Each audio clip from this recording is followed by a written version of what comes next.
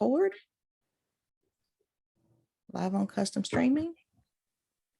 Do you see live on custom live streaming service? Mm-hmm. Hooray. I mean, there's a line that says that we're preparing, but we're technically live right now. Yay.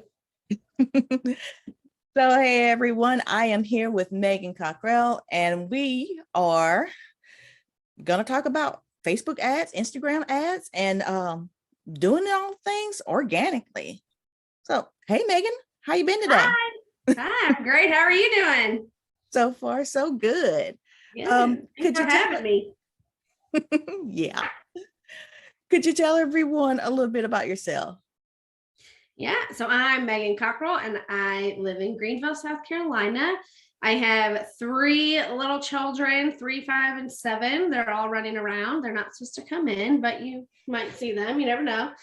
I am a marketing strategist. I own 2M Social. I started my company about 5 years ago. I just continued to niche down and offer more like expert services. Love marketing, love Facebook. Most people don't, but I love Facebook. I could talk about it all day long. So I'm excited to share some what did I know with you guys. Hooray, that sounds great. I mean, I love marketing too. It's like one of the things that I can actually read a lot about, I can research about, and have fun doing it. So, yay. Yeah. Yay. So how'd you get into Facebook ads? So I started out as a virtual assistant, just needed to make some extra money for our family. Had no idea what I was doing, but found some awesome clients right at the very beginning. Was only working a couple hours a week. And one of the clients approached me and said, hey, I'd love some help growing my Facebook page. Will you take this course? I'll pay for it. You take the course. And so I started this course. It was amazing. It's Rachel Miller's Moolah course. If anyone's looking for an incredible organic Facebook course, I highly recommend that. But I took that course, fell in love with Facebook, worked with that client to grow her page. We've had a lot of success actually. And most of it was just organic. Towards the end, we did some ads. And then I loved it so much, I wanted to move on from just being a virtual assistant to like niching down and doing Facebook management. So I started managing people's pages, like content creation, and all the other little tricks that you can use organically without ads to help grow the page. And then just kind of naturally, the next step from there was to learn Facebook ads. And so I went on learning Facebook ads, which is also Instagram ads. They're the same thing. You can run from the same platform, and have just fallen in love with it, and have grown my business pretty massively, just really doing ads for people. And now we're branching out into funnels. So helping our clients kind of go from, here they are all the way to the end. So whatever their funnel looks like, we kind of help them structure it, get the strategy behind it, and help them kind of implement all the pieces along the way to make sure that whatever their offer is, they're bringing in the right people at the top of their funnel to sell their offer at the end. Or maybe it's a freebie, but to get people to that freebie. So that's great. But I'm really interested in how you went from the thought of, I don't want to be a virtual assistant anymore. I want to be a Facebook manager. What happened there? Well, to be honest, part of it's money, right? So the more specialized you get in something, you can make more money. Instead of saying I can do anything you want me to do, you can say you can present yourself as an expert in one specific thing. So part of it was that. And then the other part was I just found it interesting, when I was a virtual assistant, I was doing some graphic design, some customer support, some like working on, like, hey, this client tried to buy this thing and need a refund. And I just was like, I don't love that. Like my heart wasn't in it. It wasn't fun, but I really enjoyed Facebook and knowing how to work with the algorithm to get it to work for your business. And I feel like that's something not a lot of people understand. And so it was really fun. I kind of felt like I was in the know on something. So I think that was the biggest switch, being able to be an expert. And then that's just creatively, that's where it felt like it fit best. Okay. So Blair Enns wrote a book called The Manifesto. And I wanted to bring that up because he talks about being an expert in something. and saying that this is your zone of genius. You're able to work in this lane, and we can help you go from here to there. And everyone will perceive you as the expert you are, Right. and you're allowed to charge for it. Yes. Yeah, I exactly. like that. Me So too. Me what you too. just said just reminded me of that. So I wanted to tell you that that's real, and that I know Yeah. that. Yes. We have to remind ourselves of that sometimes, right? Like I know imposter syndrome sets in and then like, why would anyone pay me X amount of money? But you're like, no, because you're not paying for what you're getting in this 1 hour. You're paying for my years of experience and my, working with other clients and learning these things that I can deliver to you at a higher quality and quicker than someone who, is just, oh yeah, sure. I can do anything you want me to. I'll look it up on YouTube or something. So yeah. Yes, all true. So what's some of the things that we can oh, I'm sorry. I should first say I asked Megan to come on the show to talk about running ads, because I've met a lot of people who want to host events and then not promote it. And I was telling Megan that whole thing about build it and they will come was just a movie and it wasn't real. So that's why I asked her to come on the show. So Megan, could you give us any examples of organic ads? So when you say organic ads, in my like business, I'm thinking two kind of separate things. So you mean ads that you're paying for, or like getting organic traffic, like free traffic on the platform? Traffic. Traffic. Okay. So if you want to do some things that are not paid, I just recommend showing up pretty frequently and consistently. The algorithm likes that, and your audience is going to like that, right? So if you're showing up on Instagram Live, Facebook Live, consistently posting content, different types of content, that's really important. We don't want to bore the algorithm or our people. My favorite type of content to post is engaging content, like an engaging question. So you could ask something. So let's say, okay, so Erica, you help people set up summits. So let's talk about that. So what is, you could ask something like related to your niche, like what is the craziest tech problem you've ever had on one of your summits? Or Oh, that's good. yeah, or like what's the best summit you've ever been to? Like something that is like going to, like people can't help but answer, right? So they want to tell you this answer, and it's like kind of fun controversy, but not, like politics controversy, not anything. We're not going there, but really just something to get people like, oh, I want to tell you. For example, I worked on a mom page.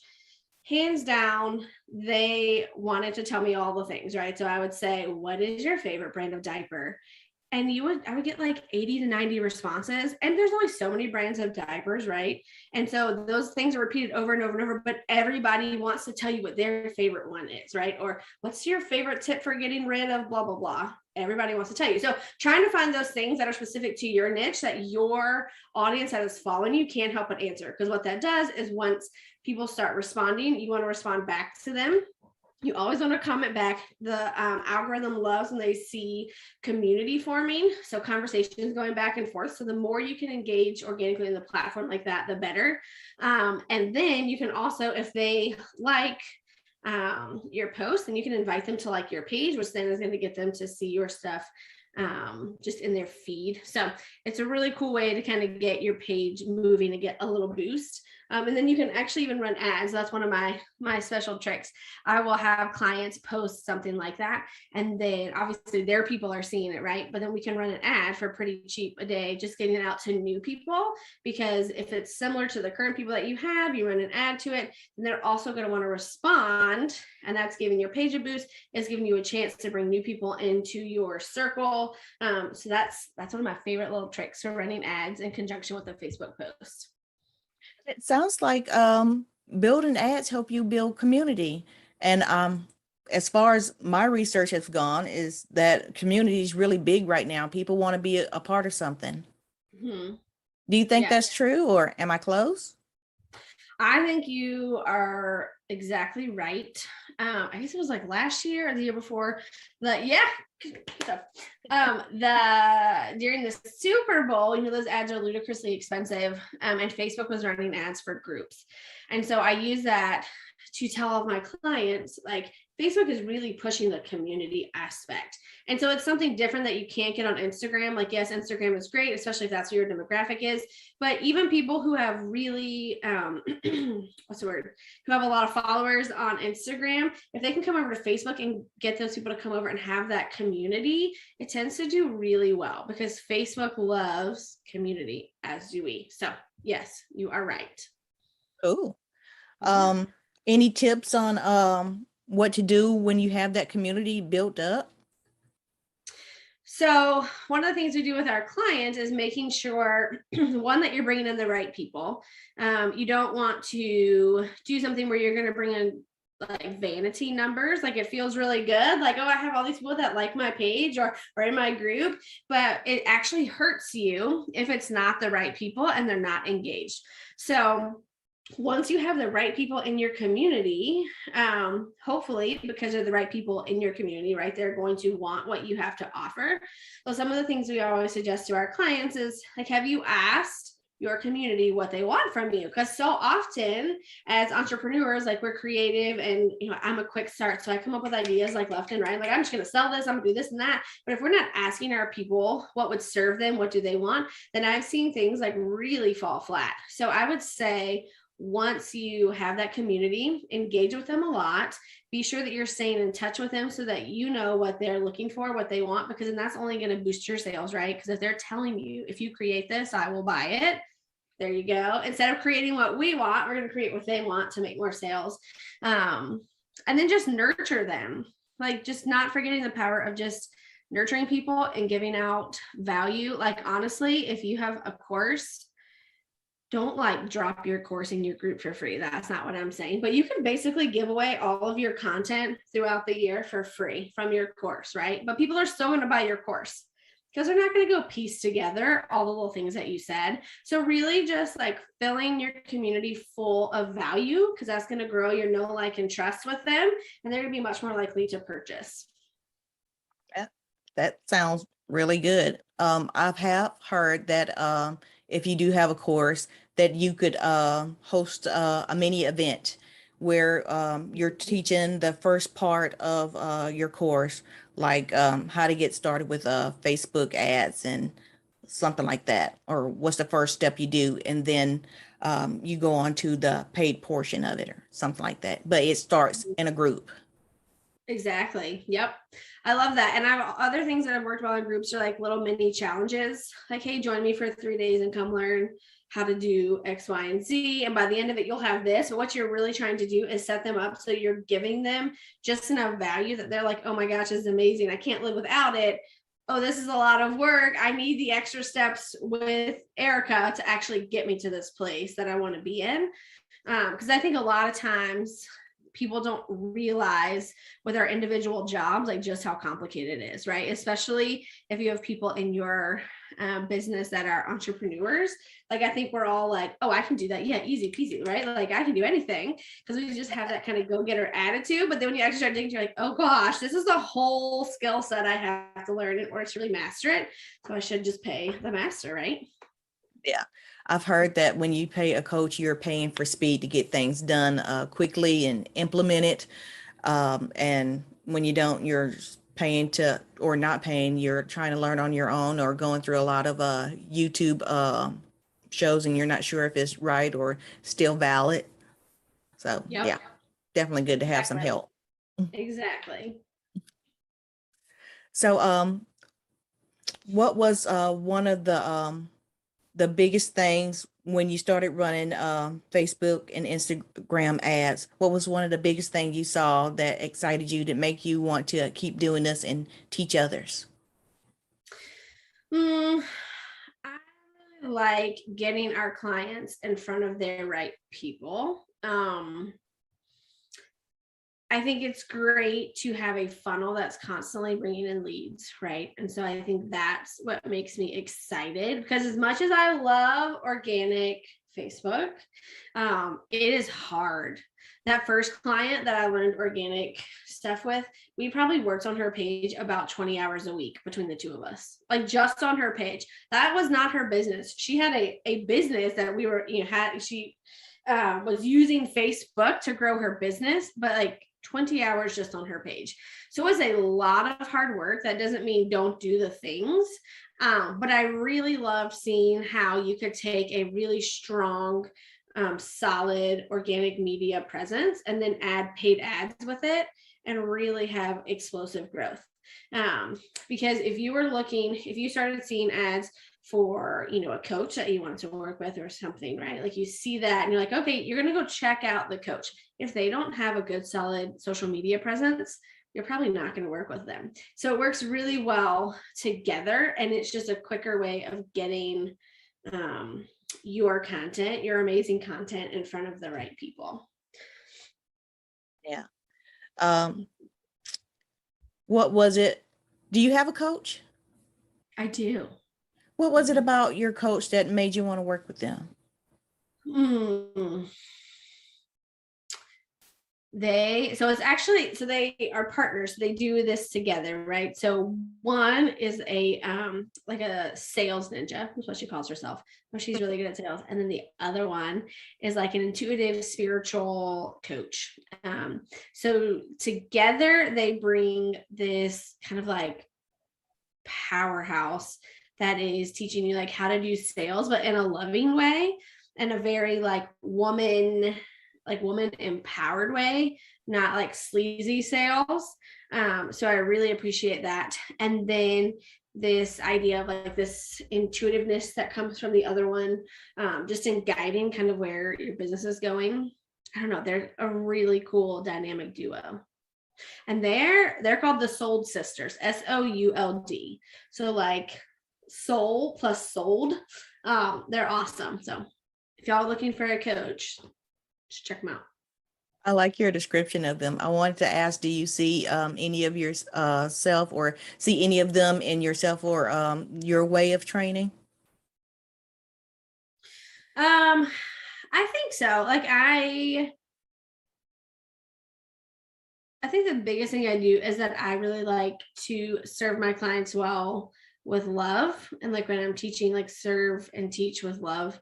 And I don't love, I also don't love like the bro marketing or like the lots of like cold calling, and so I just really like I think I see that in myself a lot. Like, how can I help my clients get in front of people or teach people to get in front of people in a way that feels good, and not icky?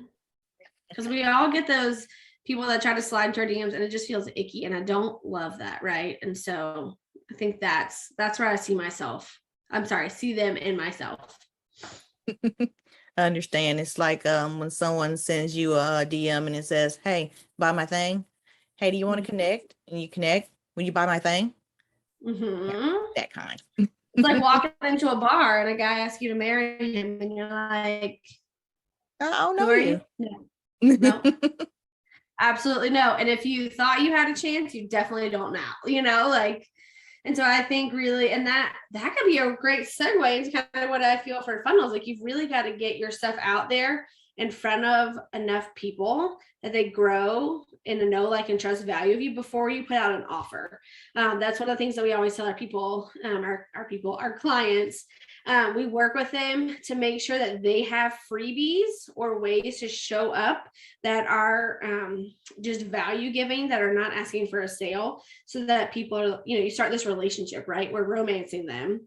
And then when we get to a relationship, then we can get to the more serious stuff. But we want to do that kind of light and fluffy stuff, light and fluffy feeling, but lots of value packed stuff in order to kind of romance them before asking them to marry us.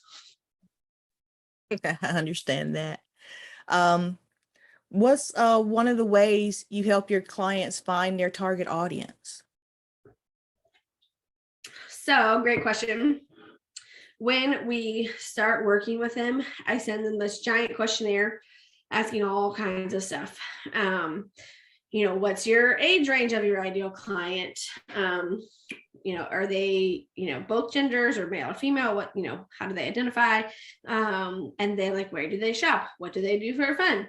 The more specific you can get on who your ideal client is, the better I can do my job of going into Facebook, into our ads manager, and looking at, okay, so if I type in Amy Porterfield, who also shows up, it'll show us a list of like, okay, these people also pop up. So then I know I can pull out similar entrepreneurs and target them because that's who my audience likes. So we have a system of really like helping them kind of look through all these questions. And hopefully by the time you're working with us, who your ideal client is, because you've already been working with them, you have some validated offers, but then you can go on and really, we help them really pinpoint where they are on Facebook and Instagram. That's really good. As far as I go is I talk to my phone a lot and I say, what do you do? And then they tell me, and I was like, ask your phone who needs that. And then the phone will say something or it'll give you a list. And I say, ask your phone, which Facebook group do they hang out in? And the phone will either tell them or they'll give them a list. And I was like, go hang out, go subscribe to that Facebook group and hang out with those peoples, and then put in what you do in their search bar and find 50 people talking about what you do and comment. Yeah, that's awesome. I've never asked a phone before. That's creative. I love talking to my phone. I get so happy when it talks to me back, and it doesn't give me the list though. Oh, artificial intelligence is so great. I love it. Yeah. Gary Vaynerchuk says the robots are already here. I know. It's crazy. It's cool. It's crazy. And like our kids are gonna grow up like never knowing anything any different, right? Yeah. It's so weird. They talk to Alexa like she's just a part of our family. My daughter could care less, but I think my son does it because he sees me do it. Mm-hmm. Yep. I'm teaching him bad habits. I love it. Hey, I'm gonna stand up. Just ignore me for a second. Okay. I have a cool standing desk. Everybody needs one. Yeah, those are pretty spiffy. They are. I like it. And I have a treadmill that I can put under here and walk while I work. 50. Nice. Mm-hmm. So when you're doing ads, have you ever worked with anyone hosting an event before? Because like I said before, got a lot of people who want to host events but do not advertise them, and they wonder why, how come it didn't work. Because you need to advertise them. Yeah, so a lot of our clients have like webinars or workshops, so we'll run ads to that to get people into their like virtual seats. I've also worked for the past 2 years with a book publisher that has done a like virtual book fair. So we have run ads for that and had really great success at getting people to their virtual event. So it is super important to know who you're wanting to target. Like with them, I went through, they gave me some good information, but I went through and thinking, okay, so people like, I mean, most people read books every now and then, right? But like, how do we narrow that down? So like we were looking at different publishers, because if you like a publisher online, like chances are you're going to read. So we had an audience that we were targeting that was publishers. And then I can't remember it all. I don't know, but we like created several different audiences that we tested, put money in it, and they had hundreds of people show up, which was awesome. Cool. Yeah. So you're definitely going to get referrals from me for my clients. Yay! Thank you. They definitely need that. Yes. Do you have a favorite kind of lead magnet that pairs with a certain kind of event? Yeah. So I mean, it's different for the different niches, right? So I think the best way to figure out what kind of lead magnet works for you in your business is to look at what is at the bottom of your funnel. So if it's a summit, can you give me an example of one, like a summit that does blip, and I can come up with something? So I'm working on a summit now for long-term pain relief. Okay, so they come to the summit and there's speakers, I assume, or one speaker that is teaching them like different pain relief methods. Yeah, it's mostly for athletes who have been injured and want to play again or just want to be relieved of that pain. And yeah, so it'll be ex athletes and people who work with pain management. Awesome. So what I would do for that is you want to think about like what that summit is offering and what people need to know just enough but want more to come to your summit, right? So I would probably do like guides, like a PDF, like a mini ebook are really good. So here are, I mean, obviously, please spend time with your marketing person to come up with better language around it than this. So this is my idea. So like 10 ways to get pain relief from your old injury naturally, or whatever they're doing, or the top 10 stretches to help make any back injury, feel better in 10 minutes or something like that. But using numbers and like having like a specific, like I'm going to give you these 10 pieces or these 5 things, the best 3 hidden secrets of physical therapy world to relieve pain. I don't know. Something along those lines where you're really setting them up to like, oh my gosh, yes, I need this. And then you're nurturing them, right? Here's this lead magnet. This is what I give you for free. Imagine if you pay the $35 or whatever to come to my summit, like how much you're going to get. And obviously there's a bunch of steps in between, right? They don't go straight from lead magnet to the summit.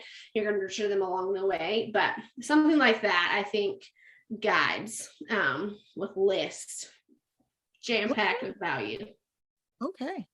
So I was close. I did something like that. I created an ebook. We did an interview. We chopped up that interview to make it into 1 to 2 minute clips, and we took those the answers to those questions and made it an ebook. But I did not do a list. But it's not too late. Not too late. Was the interview about like pain relief? Yes. Shout out to Elle Kersey, who is hosting the Master Year Recovery Virtual Summit Series. That's the event we're working on. And yeah. So that's awesome. Yeah, no, I think that's great. I think yeah, even if you did like that interview, like my head goes to like, so did you make it in like paragraph form or did you give them like video clips?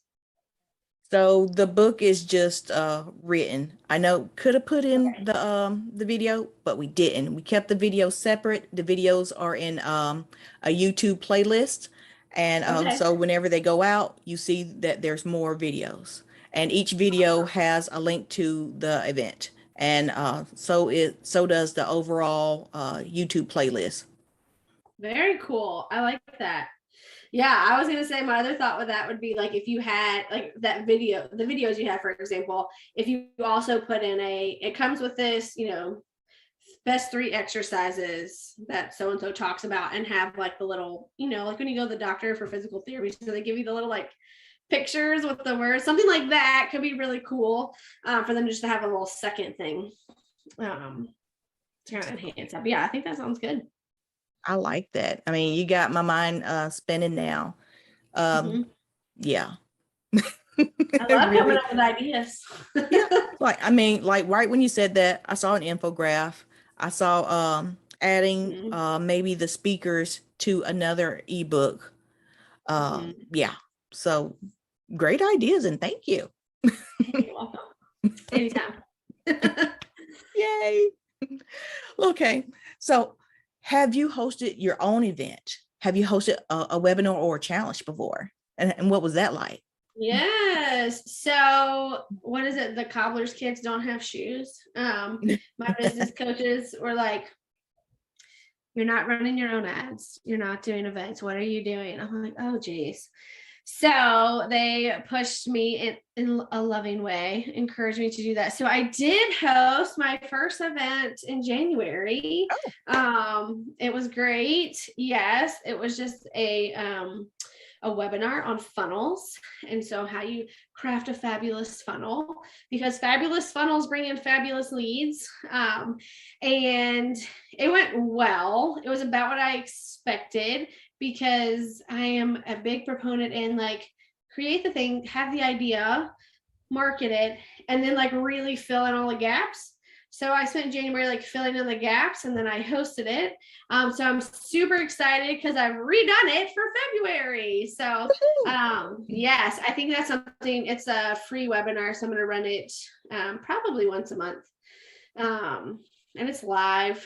I love talking to people, so for me, it's really exciting. I've tweaked all the things, and that was it, right? Like I figured out what worked, what didn't work, and then how people responded, and looked at my messaging again. So there's always room to continue to tweak, which is why I always suggest that you are continuously running ads and continuously working with someone marketing your stuff, because number one, it's good for the algorithm that you don't like start and stop. And it's just Facebook and Instagram see that you're going to spend money. It doesn't have to be a ton of money. I'm not saying you have to spend $10,000 a month or anything every month, and you're also growing a list, right? So I've been growing my list from the time I ran the webinar until the time I'm going to run my next one. And so I'm going to just keep getting more and more people who didn't even get advertised for the first one because they weren't on my list. I'm going to keep nurturing them. And then think about, by the time I get to August, if I'm doing this again, I'm going to have a ton of people ready to watch my webinar and hire me. So I always suggest people start growing their list and never stop, especially in between summits. I think I've seen a lot of people do these like big events and then it just like shuts down, and then they take a few months to regroup and then they start again. And like, that's not great for your audience. That's not great for your standing, like your ranking with the algorithm. So if you take anything away, it's that you should be marketing all year round. I would like to know what's the minimum amount I should be paying for ads? That's a great question. And it's, I get asked that all the time. It really depends. That's a super hard question for me to answer because I have to know all kinds of variables to put in there. Basically, what I like to tell people is like, it's really your budget. If you have $10,000 you can spend on ads a month, like we can do really great things. If you have $300 we can spend on ads, awesome. It's going to be slower. Don't expect the $300 budget to give you the $10,000 result. Like that's just not how it works, because you're really kind of paying to play. So, it depends on a lot. Like if you have a summit, you're trying to get people there for $100, my recommendation would be not spending any less than like $300 a day when you're really trying to sell tickets. But you don't have to spend that. You can spend whatever you want on it, but it also depends on if the ticket is $97. Well, I'm going to make this easy for myself. 97 is the pretty number, the like psychological makes people buy, but $100 is good for my math brain. So let's say the tickets are $100. You have to figure out like what you're willing to pay for someone to get into one seat. So my guess, again, it depends on a lot of variables, so no one can hold me to this. But if it is $100 ticket, my guess is it's going to cost you between $50 and $70, $80 to get someone there, right? Unless you have spent all this time building a huge list and you've really nurtured them, then it's probably not going to cost that. But as far as someone cold, it's probably going to cost somewhere in that range. So you just have to decide if it's going to also be simple. It's going to cost me $50 to get one person in for a $100 ticket. So if you want to get 100 people, then you need to, I shouldn't have done that. But you see where I'm going with this? If it costs you $50 a lead, then you've got to figure out how many leads you want and multiply that by your 50. That's $2,500. I did it, right? Yeah. Yes. I'm horrible at math. Me too. So I have calculators. I was really hoping that you was going to tell me that I could get away with $5 a day, but I understand that you do have to pay to play sometimes, and it's not our platform. It is Facebook's platform, and they do what they want to do. And let me say, that would be like for getting tickets, right? Like if in between summits, you're trying to grow your list and you have those freebies that we were just talking about. Mm-hmm. I mean, you could do $5 a day. I would say, depending on what your niche is, it probably costs, like I have some artists that I've run ads for, and they can get an email for 50 cents to $1.50. Wow. When you start talking business realm, people are getting email addresses for like $4 to $8. So if you want to do $5 a day, that's great. You'll probably get one or a little bit less than one lead a day. So you kind of have to know your numbers, which is why you have to start testing and figuring things out before you can really say, it's $5 a day going to do it. So if you really want to, and there's all kinds of like formulas you can work backwards. If you want X amount of people in your summit, then you work backwards, that it takes, you're going to have to advertise and have so many X amount of warm. And then to get that many people, keep going all the way back. And that's something we help our clients with, kind of working backwards to figure out their numbers and the ad spend, like help them set realistic expectations. I will have people come and say, hey, I want to give you $300 a month. That's my budget. And I want you to make me, to get me 10 sales or something that's $10,000. And I'm like, that's just not, that doesn't work at all. So really trying to help people set realistic expectations and kind of work backwards to see what your goals are probably going to cost you. Yeah, goals play a big part in events, and knowing what you want and knowing what done looks like or acceptable looks like. Because you can have hurt feelings, but nobody will know why unless you say up front before you start would be nice what you want. Exactly. And one of the things, and I'm sure you help your clients think through this too, but I just want to throw out there from the marketing standpoint, if you have bump offers, that's a great way to kind of offset your cost of advertising, right? So it's $100 to get them a ticket, but then once they give you that, then they're like, okay, for $75 more, you can be a VIP and do blah, blah, blah, blah, blah. And so that for you just like boosted your sales. So any of those little like bump offers that you can do along the way to give them swag or whatever they're going to get for your event is going to be really, really powerful.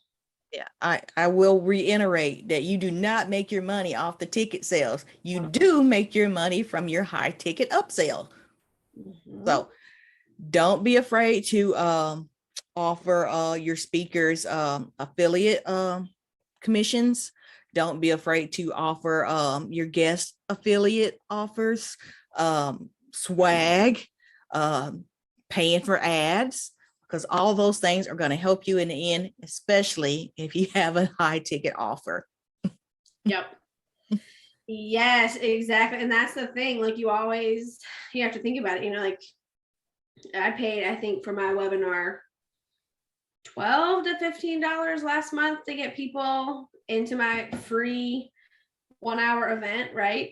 But if they go on to purchase a $10,000 package with me, I don't care if it costs me $200 to get you in a seat, right? Because I'm not making my money off of that webinar. I'm making my money because I nurtured you and then you purchased a $10,000 package. So let's talk about your webinar. What platform did you use? Zoom. Okay. Did you stream it or you just used your group? No, I just used Zoom. So I sent people from the ad or social media posting we use Kajabi because at one point I was building a course. So we used Kajabi, sent them to a landing page. They signed up and they got an email sequence. And then the day of, right before the event, I sent them the Zoom, like my Zoom room link. And they just hopped in. Maybe one day I'll be more sophisticated, but I really like being able to see them and to interact with them. Like we had a good Q&A session at the end. So that's what I use. Do you recommend something different? We're using Zoom right now. I like it. They asked me to pay like $100 a year. I thought that was cool, but I have Air Meet, and since I have Air Meet and I got it from AppSumo, I don't have to pay for it anymore. I want to use Air Meet now. So, and I love the lounge. The lounge is more for your guests and not you, but most people remember events because of the interactions they have with other attendees. And that's another reason why I like Air Meet. So Are you saying Air Meet or Meet? AIRMEET.com. Okay, Meet. Okay. Yes, that makes sense. So it's nice. And there's so many upsells you can do with that platform. You can sell the main stage. You can sell each table. You can sell chairs at the tables. You can sell announcements.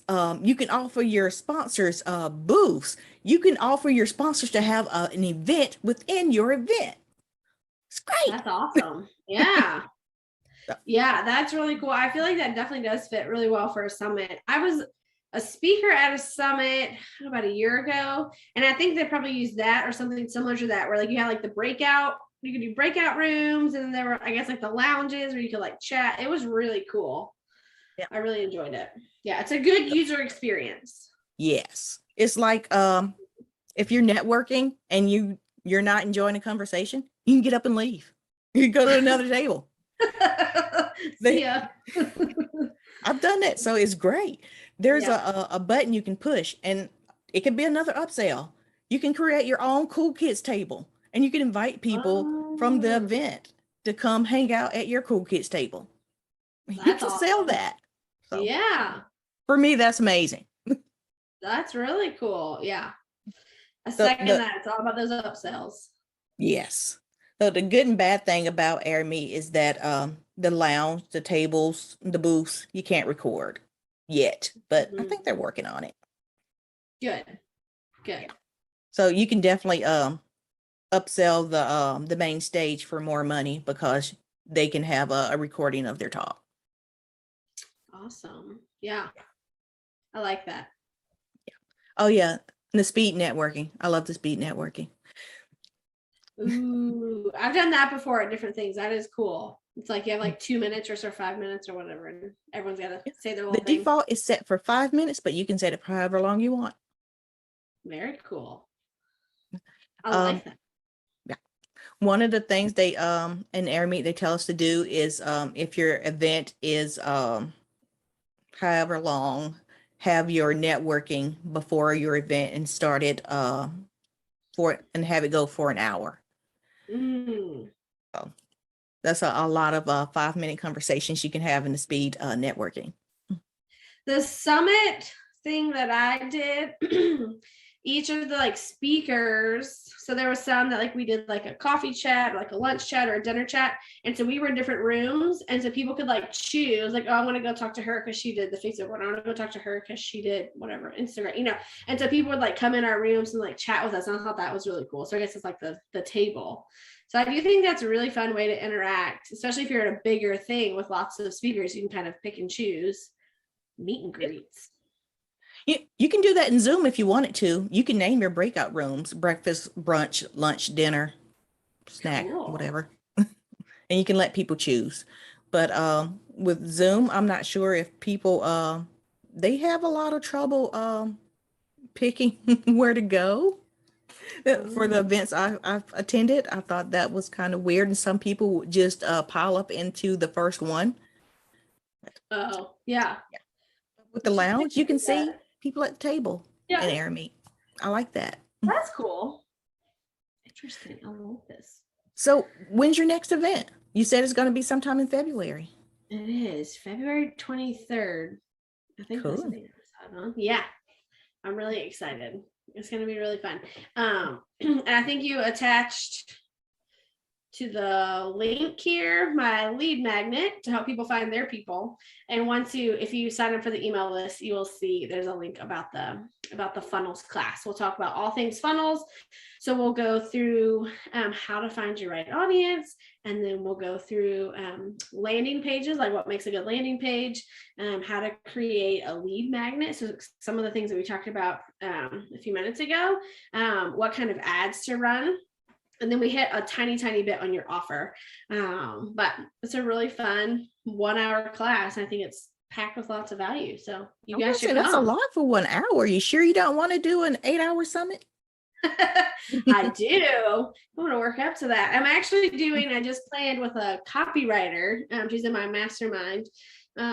She's a copywriter. She's amazing. We're going to do a challenge in March. So a 3-day challenge. So you come in and we're gonna do like a lunchtime, come in for an hour. We teach you some things, give you some homework. So that's gonna be really fun as well. Cause yeah, I think spreading it out, you can give so much more value. Yeah. When I So created my slides, my team was like, how long do you think this is gonna be? It's like, I guess I should take some out. I got really excited. So understand. Well, maybe just say to be continued. If you like yes, this, there's more later for only next time. Yeah. 97 or however much. 197, 1997. I like it. Yeah. I like 197. Okay. So Great. the models that I'm more familiar with will be a free webinar that will lead into a challenge. And the challenge would be, let's say, an hour and 30 minutes or 2 hours. And the Mhm. first part will be live streamed to, let's say, your Facebook group. But the VIPs who paid $97 to get onto that face to face with you via Zoom Mhm. would do that the second half, and they could ask you Oh, questions cool. about your training, and then Yeah. from that challenge would lead into your live virtual summit, and Oh, it's all building on what you've taught in your webinar. So let's say you started yeah. off with finding your target audience. So Mhm. what's next after your target audience? Either you go a little further on target audience when you're doing the challenge, or you go through all your steps, like you have all your slides, you do all of that in the mastermind. I'm Very sorry, not cool. mastermind, virtual summit. Yes. Yes. I knew what you meant. That's cool. I like that. Hooray. I need to do that. Mm. So in the link that's in the announcements, we'll get your lead magnet. Will that also take us or tell us more about your event? Yep, on the thank you page, it says here's a cool tip for you guys. So you did the way I've set up the funnel, right? So you get this lead magnet. That's the first step of having a fabulous funnel. And so when you sign up, you give me your email. I'm going to send it to you. But the thank you page says, "Congratulations, that was step one. Step two is all these other things. You should come to my webinar." So yes, the thank you page, if you sign up, will get you all the information on the February class. And I'd love to have you guys because it's going to be fun. I'm actually more excited about it this month because I was able to, you like have the jitters and like get all that out in January. And now I'm like, this is it. We're going to do this. It's going to be amazing. So come to February. Yeah, I like that. Yeah. Megan came to play. Yeah, Woohoo! I did. Well, So go ahead. I would say it was so fun. I'm excited. I believe you. So let Mhm. everybody know where they can find you on social. Yeah. So, I mean, obviously I told you Facebook is my favorite. So I'm there a lot. So 2M social page and marketing strategy. And then Instagram is just at 2M_social. So I've played a little bit on TikTok. I don't even know what my name is there. You can just search Megan Cockrell. I've made some fun videos with my kids about funnels and ads. So not like mom videos, like funnel videos with kids. It's great. Now I got to find you on TikTok so I can see you. Man, that's a whole thing. I wanted to love it. I love using TikTok. The content creation over there. You gotta. It's something. Mm-hmm. Yeah, the short form is really in right now. So Mm-hmm. I started and I stopped, but I'm trying to get back on there. I'm gonna Yeah. find a way to automate it, and then I'll be there more. Yeah. It's so powerful. I love it. I just am having a hard time as a business owner juggling all the things, right? Like doing client work and managing my team and all the things that go into your business. And then every day, the TikTok gurus will tell you to create 3 to 6 videos a day. And I'm like, Yes. yes, you should. But I don't have 12 hours because it takes me a long time to make a TikTok video. Well, let's say So, when you get the recording of our talk here, you're gonna chop it up.